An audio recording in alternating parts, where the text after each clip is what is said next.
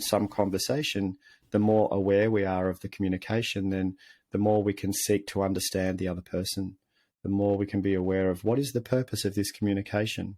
Is this person trying to express how they feel, or are they just giving me directions or instructions? Tired, weary, frustrated? What would you be doing if you weren't raising children alone? What's stopping you from living your best life now? On SoloMoms Talk, I discuss with solo mothers the challenges you face raising children alone. So if you're a working solo mom dealing with independent children, insensitive bosses, weight and health issues, or even debt collectors, join us as we discover your path to get and stay healthy, increase your income, and live with joy and purpose. In this battle of life,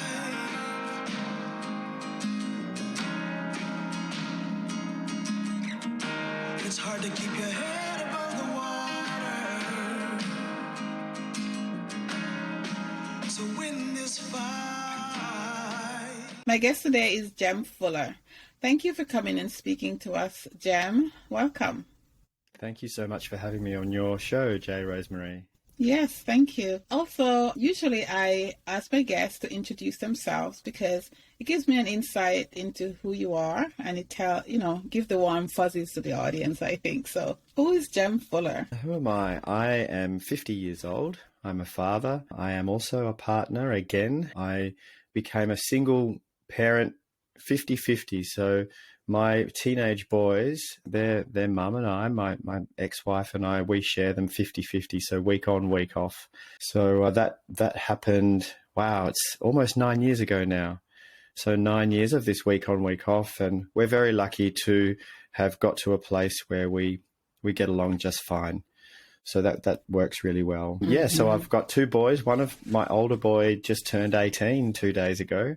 So he's a young man now. Mm-hmm. And my other boy is turning 16 soon. And my partner, she has a 15-year-old girl and a 13-year-old boy. So there's a blended situation now, which is really lovely. I work as a coach. I coach leaders, men and women across the government and private and not-for-profit sectors. I also run retreats. Prior to the pandemic, we were running international retreats in the Himalaya in India, leadership retreats.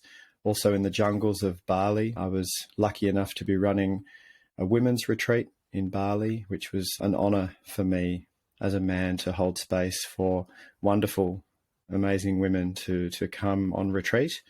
And I've just published a book, which is The Art of Conscious Communication for Thoughtful Men. Mind you, J. Rosemary, it's women who pick up this book. Men don't tend to go looking for self-help very much, but women are open to expanding into their potential and learning and growing and talking about this stuff. So it seems to be women that are picking up the book off the shelf and then giving it to their husbands and saying, you need to read this. Take it, Yeah. So that's me in a nutshell. Oh, okay. Thank you. There's a lot there, too. You mentioned the retreats and you have a book, and I think I picked up mindfulness and meditation. Yes. And so let's unpack some of that. First of all, what got you involved in having retreats seemingly all over the world? And tell us about that. There's a small village in the Himalayan mountains in northwest India. And when I was in my 20s, so some time ago, and traveling, I came across this village, and particularly across this one family who had me stay with them as a guest, and we fell in love, the family and me. So they're like my second family now. Mm-hmm. And I ended up living with them for quite some time, and we stayed in touch over the years. And the first time I was there, I had this strong feeling that I was going to take people there, and I didn't know what that looked like, but I said to Papu, is the son, and he's like my brother. And I said to him, I have this feeling I'm going to bring people here on retreat. And he said, well, if you're going to do that, let's pick up rubbish in the mountains. He's a conservationist, and he wanted to do that. So many years later, with lots of stories in between, I was working now as a coach. I'd started my own coaching practice, and I had the idea to run a leadership retreat. So I did. So I got together clients and took them over to the Himalayan mountains, and we started running a leadership retreat there and walking very remotely in the mountains. And we picked up rubbish. That was the basic premise of it. And since then, we've built a school. We sponsor kids through high school. We've put in a rubbish education and collection program. Yeah, we've got a beautiful relationship with this village. And then interesting, do you mind if I continue a little bit about the Bali retreat? Absolutely. Go ahead. No, go ahead. So this particular retreat in the Himalaya is very adventurous, shall we say. So we're camping. It's very rough. It's not very comfortable, and very adventurous. And a female client of mine said to me, Jem, I love the idea of this self-development retreat. It sounds amazing, but I don't want to go camping in the snow at 5,000 meters. She said to me, is there any chance you could run this retreat in a 5-star resort in Bali? And I said, oh, that's actually a really good idea. That could work. And she said to me, do you know what? I think if you ran a retreat, especially for women, that would be a good niche. That would be a good thing to do. And so I didn't even think about it. I just went, oh, that sounds like a great idea. So I found a really beautiful resort. I still love this place. It's not new and modern. It's old, traditional Balinese, but 5-star. The attention to detail is immaculate, and the grounds are just lovely. And they have a spa treatment area, and they really treat their guests like royalty.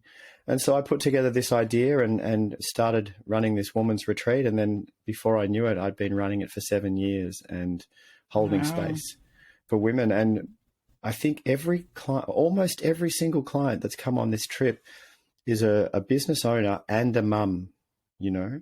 And so there's some of the themes that were coming through were really quite profound in terms of how much space they hold and how many hats they wear for so many people, and really indoctrinated into a culture of just giving and giving and giving, to the point of the biggest step for them was to give back to themselves.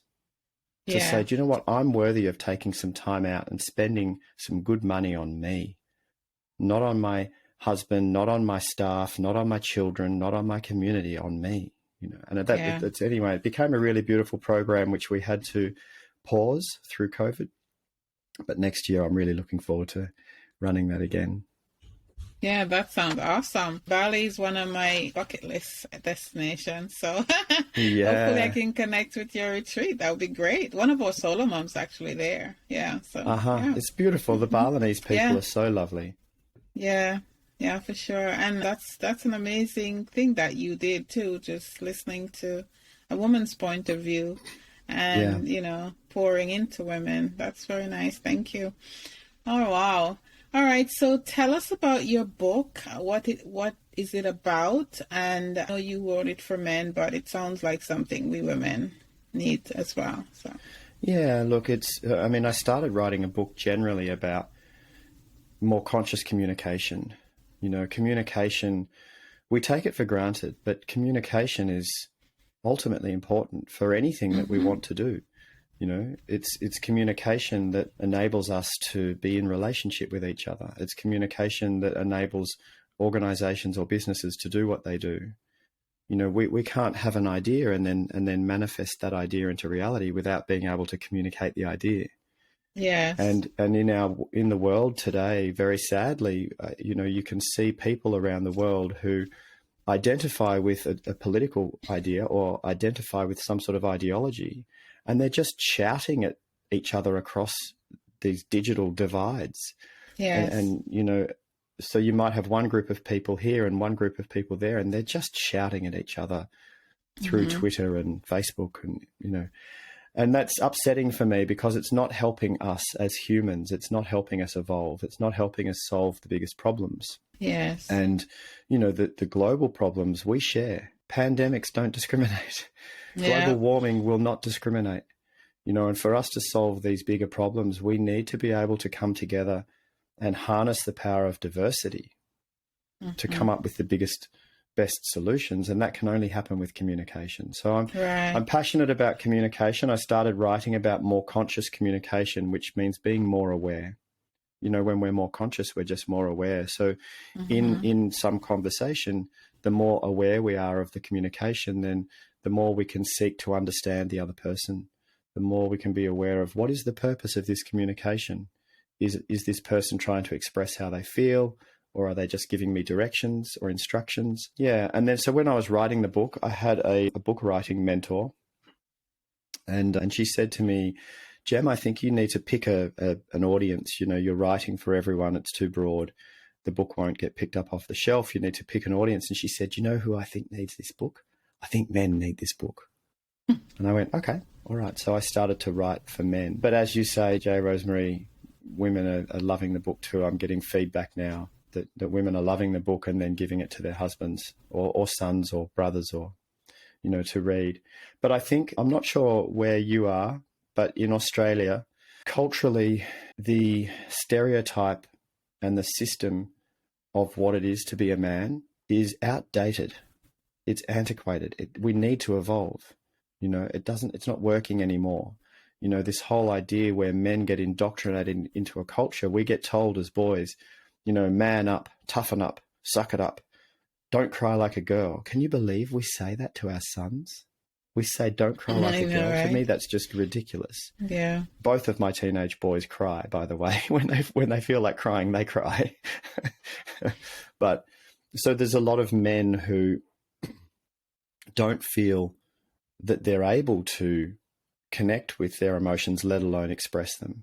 They don't feel that they have the tools to hold their fellow men accountable to behaving better, becoming better men. And I'm passionate about this. You know, we've had some high-profile male politicians in the last few years behaving completely unacceptably, appallingly towards women, and this upsets me. Like I said to you before the show, I'm a massive lover of women. I have so much respect for women, and especially for mums, because without you, none of us are here. But a lot of men don't understand how to do that. So I've written this book to help, hopefully, to help upgrade the quality of what it is to be a man, and that men can tap into their own feminine energy, you know, and come to a more human-centric position of leadership, you know, and position within community. So, yeah, that's what the book's about. Oh, wow. All right. So while you were talking, I was thinking about, and I was listening, I was thinking about the fact that how poorly men and women communicate with each other. Do you think some of that problems that arise in relationships between a man and a woman, especially when one's in intimate relationship, has to do with that, you know, that lack of communication from the male perspective? And I'm not trying to blame the man, but because of the way he was raised, follow me, maybe the conversation, he doesn't want to deal with it because it might make him emotional.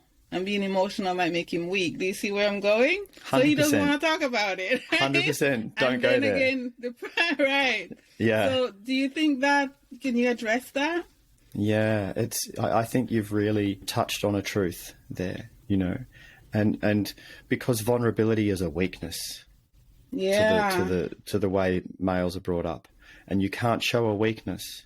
Right. You know? And Hello, SoloMoms. Do you want an easy and proven way to experience better mood and less anxiety? Even if you think you're too busy with work and family responsibilities, you owe it to yourself to take care of your mental health. Join my easy 5-day gratitude journaling challenge. Studies show that writing down what you're grateful for increase positivity, improve your mood, and help you sleep better.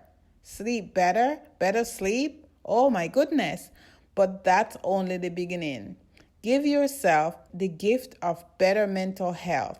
Learn how you can incorporate gratitude journaling into your life without added stress or overwhelm.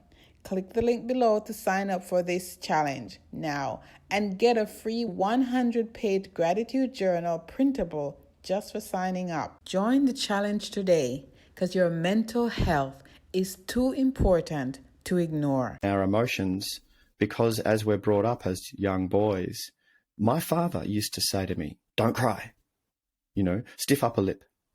And if I was a very sensitive young boy. I was very feminine, you know, and I was made to feel not good enough and ashamed to be who I was naturally. You know? And this happens, you can imagine this happens to most young boys. And so, yeah, I think you're exactly right. They get to a point where they're feeling something inside of them, and that scares them because they're not supposed to feel that. And that's a vulnerability and a weakness. So they just shut it down. And so they either shut it down by being aggressive, because that's how they can try and gain some control, is through aggression. Or if they're more of a pacifist male, they just kind of blank over, right? They become an island. Yeah. And then their woman is trying to express herself to them and trying to connect with them and trying to connect and relate on some emotional, deeper level. And they just blank over and they sit there going, And she's like, where are you? You know, I know this because I did this in my marriage. My ex-wife used to say, you're an island. Where have you gone? And I didn't know how to do this. I think another reason that there's miscommunication is because men, we're not taught to understand the communication styles of expression and emotion of a woman. We're not taught this. So men, now I'm generalizing, okay? So I'm kind of more talking about masculine energy, because some men are very feminine and some women are very in their masculine, okay? So I'm talking about masculine energy. Masculine energy takes things literally. It says exactly what it means.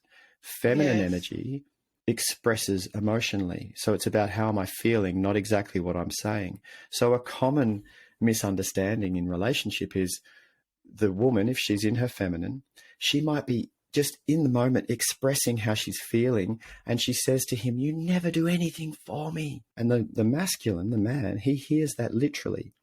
I never do anything for you. Then he gets upset because he thinks I do things for you. I'm just not doing it right now. He takes it literally. He feels like she doesn't appreciate him. And he says, I never do anything for you. You don't appreciate me. All the things I do for you, and you just blah, blah, blah, right? So they start like this. Yeah. What the man doesn't understand is that in that moment, she doesn't mean never. She means right now, this is how I'm feeling. Yeah. And he doesn't know how to lean into that, how to become still in his functional masculine, not close off, open up and listen to her and seek to understand what she's really trying to express, you know, and have the courage to lean into that and say, wow, I hear you. I hear how you're feeling right now. Yeah. And I'm sorry, you know. Let me readjust my course in this moment because I love you, and the last thing I want is for you to feel like this. Yeah. But we don't get taught how to do that. Oh my goodness. I mean, that is just profound to me, because that brought me to some realization, you know, about our relationship. I mean, a lot of times we divorce or, you know, break up because, oh, it's his fault, or he didn't do this, or he didn't do that. But when we look at it in this context, we realize, oh my gosh, the solution to the problem was so simple. And wow, this is just amazing. Yeah. The stuff that I've learned and more importantly, not just learned, but put into practice and created habitually. Wow. If I knew this in my marriage, who knows? Yeah. You know, and our ego gets in the way. Our ego, we all have ego. Ego is really quite strong generally in males, but we all have ego. It's a sense of identity, but the ego is very me-centric. So for a male, it's very me-centric because it's about, if you go back in time, it's about, you know, focusing on the hunt, going and hunting and getting the deer and bringing it back to the camp. It's very focused on this one thing, and it's very me-centric. Whereas for the female, it's more about the community. It's more about us. Yeah. You know, she's more aware of the children and the bigger picture and the feeding everybody and, you know, this mother nurturer, carer. So the female, I know I'm generalizing here, but the female has expanded awareness and the male has foveal vision, focused on one thing. Yes. So we don't understand these differences. You know, we're not taught this in school. And so we come unstuck in our communication. But the book is really, I talk about all of this in the book, hoping that that this book will find its way into the hands of men and that they'll read this and they will have some tools to improve. Yeah, for sure. And what is the name of the book? We'll put the name in the show notes. Yeah, it's The Art of Conscious Communication for Thoughtful Men. All right. And Yeah. where can we get in touch with you? You can reach out to me through my website, gemfuller.com, or you can shoot me an email, gem@gemfuller.com. I'd love it if you watched my TEDx talk. If you go onto YouTube and just search for Gem Fuller, you'll see my TEDx talk. Yeah, I'm super passionate about all of this, and I'm very accessible. If anyone has any questions, I mean, you can follow me obviously on Insta and LinkedIn and Facebook at Gem Fuller. But if you're interested in any resources or any of the books that I've read to help me understand this, if you would love your husband to read some books that will help him evolve in this way, I've got a list of books that I can recommend. Just reach out and I'll let you know.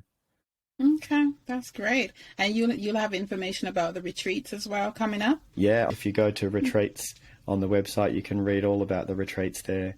We had booked to run a retreat in Costa Rica to open up to the US people, and then COVID came and we had to cancel it. Yeah, that's my next trip. Yeah, nice. Nice. Yeah. But it's interesting, my partner and I have repartnered, and I feel very lucky because now I get to experience a relationship being much more conscious than I was before. And my partner also is on the same level as me. We study this stuff together, and we've been running relationship retreats here in Australia for years as well. And we read the books, the information about this stuff. We read it to each other, and we practice a really loving, conscious relationship. We understand each other's love languages. So that's another important part. I don't know if you've ever come across the love languages. I haven't, no. Yeah, so there's a book by an American man, Gary Chapman. Okay. And it's called The 5 Love Languages. Okay. It's so helpful. It's so helpful. Do we have time for me to talk a little bit about them? Yes, we have time. Okay. As long as you have time. Yeah, I've got time. So there's 5 different love languages. This man, Gary Chapman, he's a minister in the States, and he's been a relationship counselor, a marriage counselor for, 30 or 40 years. And over all of the years of counseling couples, he realized that we speak in different love languages. And he identified 5 different languages that we express our love and we feel loved in. So these 5 love languages are, for some people, it's words of affirmation. So if someone has their top love language in words, they'll tell you all the time, I love you, you're so beautiful, you're amazing, thank you so much for everything that you do, I appreciate you, you're gorgeous. They put it in words. Or they'll write you a long card, or they'll write you a poem or something, right? Yeah. Then some people, their love language is acts of service. So to them, words are cheap. They say, yeah, you say you love me, whatever, that's cheap. Show me you love me, they say. Yeah. Do something for me. You never do anything for me. You come home, you tell me you love me, but you don't help around the house, say, right? So that's acts of service. And remember that these love languages are the way that we express love to someone, but also it's the way we receive love as well. So the 3rd love language is gifts. For some people, they'll get you a gift, and it's not about the money, it's the thought that counts. So every time they come to your house, they come with something for you, or they might come home with a bunch of flowers or something like that. Then there's physical touch. So this is not about sex. This is just about touch, holding hands, cuddling on the couch, the touchy-feely people. And then the 5th love language is quality time. So for these people, it's not about quantity of time, it's about quality time. When you're with me, let's really be together. No distractions, turn your phone off. That's a love language for them. So when you're speaking in different love languages, you feel unloved if you're missing each other. This is another communication piece. So in my marriage, my top 2 love languages are words and physical touch. So I would tell my wife every day that I loved her, but she still didn't feel loved. And I was going crazy. I'm like, how can you not feel loved? I tell you every day I love you. Right. But that was not her language. Her language was acts of service. And I didn't do the right things for her, so she didn't feel loved. But mine was words and touch. And because she wouldn't hug me enough, in my expectation of it, I felt like she didn't love me.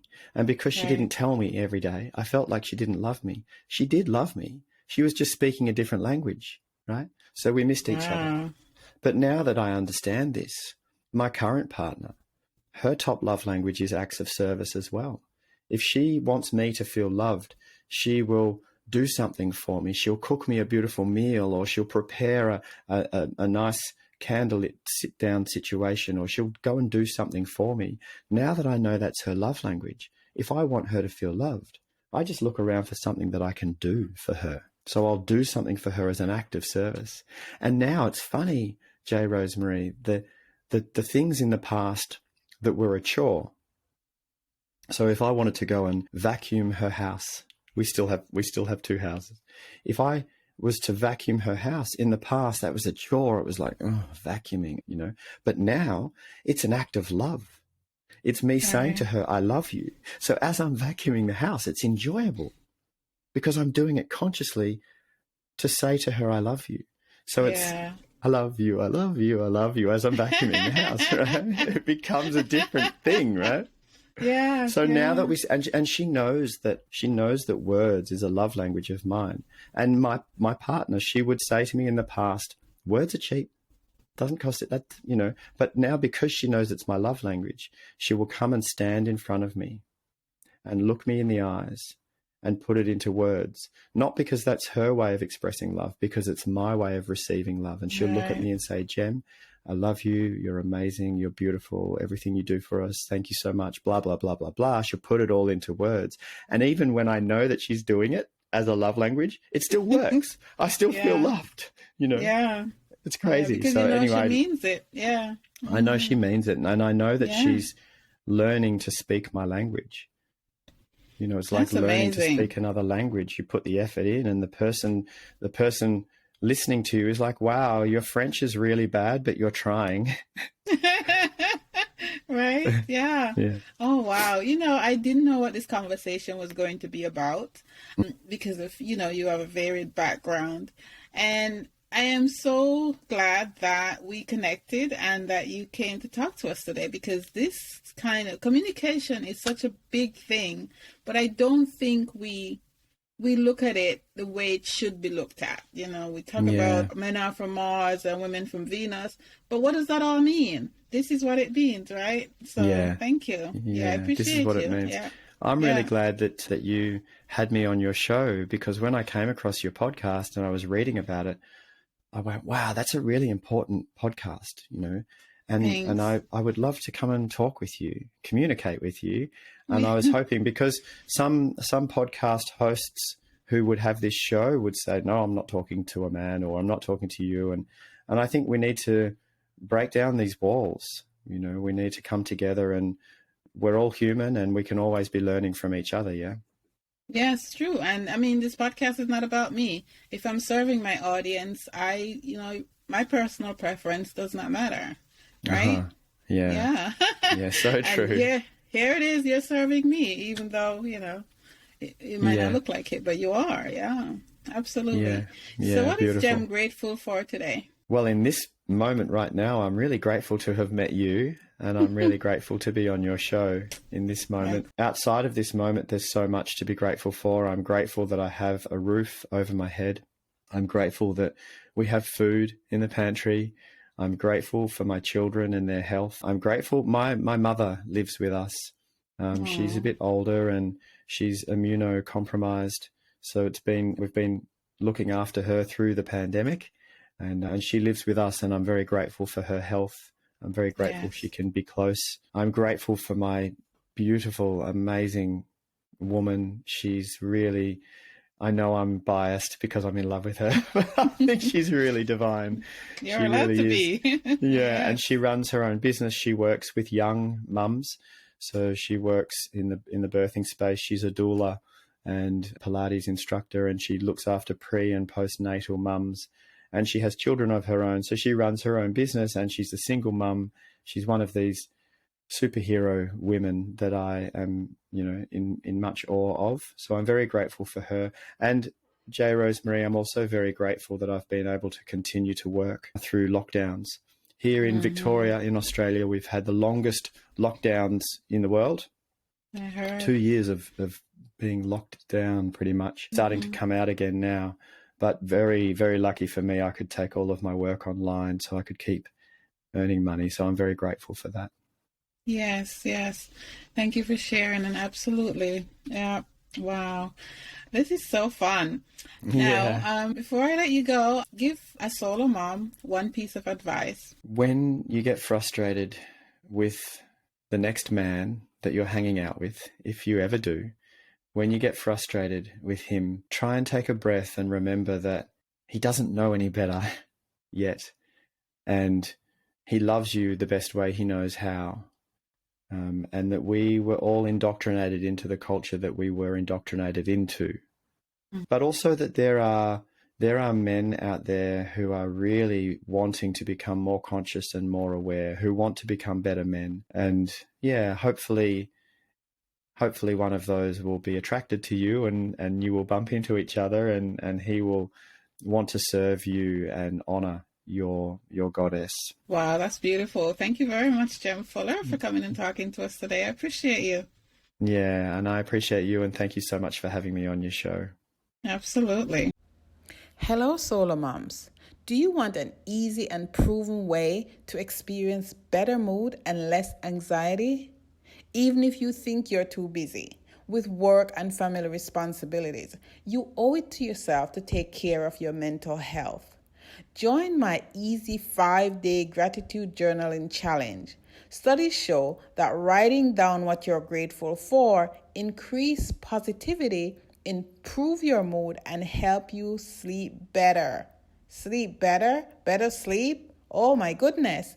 But that's only the beginning. Give yourself the gift of better mental health. Learn how you can incorporate gratitude journaling into your life without added stress or overwhelm. Click the link below to sign up for this challenge now and get a free 100-page gratitude journal printable just for signing up. Join the challenge today because your mental health is too important to ignore.